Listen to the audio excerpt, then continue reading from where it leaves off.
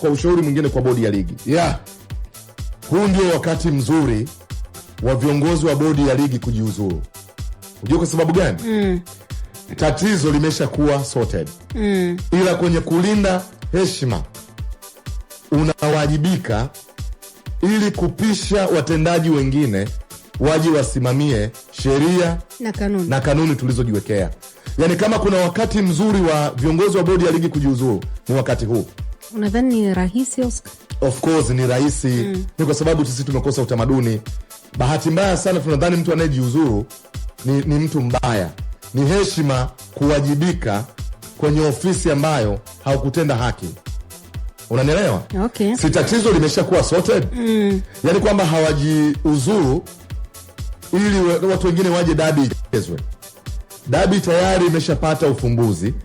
Kwa hiyo ni muda wa kuwajibika ili watu wengine waje kusimamia sheria na kanuni za mchezo wa mpira wa miguu. So if you ask me, huu ndio muda sahihi wa watendaji wa bodi ya ligi kujiuzuru. Kwa heshima, kulinda heshima ili ulete watu wengine waje wasimamie. Kwa sababu wewe huwezi kusimamia kanuni, huwezi kusimamia sheria. Wapishe watu wenye maamuzi. Wapishe watu wengine. Tatizo ulilosababisha limesha kuwa sorted. Sasa wajibika ili tupate utendaji uliotukuka. Kwa ushauri mwingine kwa bodi ya ligi.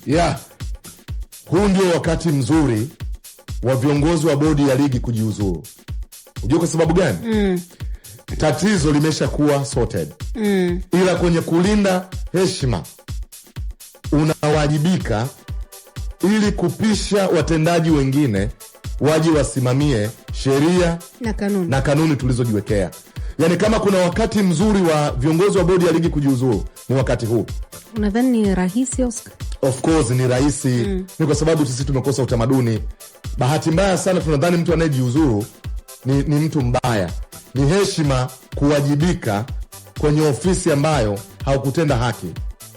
Unanielewa? Okay. Si tatizo limeshakuwa sorted? Yani kwamba hawajiuzuru ili watu wengine waje dabi ichezwe. Dabi tayari imeshapata ufumbuzi. Kwa hiyo ni muda wa kuwajibika ili watu wengine waje kusimamia sheria na kanuni za mchezo wa mpira wa miguu. So if you ask me, huu ndio muda sahihi wa watendaji wa bodi ya ligi kujiuzuru. Kwa heshima, kulinda heshima ili ulete watu wengine waje wasimamie. Kwa sababu wewe huwezi kusimamia kanuni, huwezi kusimamia sheria. Wapishe watu wenye maamuzi. Wapishe watu wengine. Tatizo ulilosababisha limesha kuwa sorted. Sasa wajibika ili tupate utendaji uliotukuka.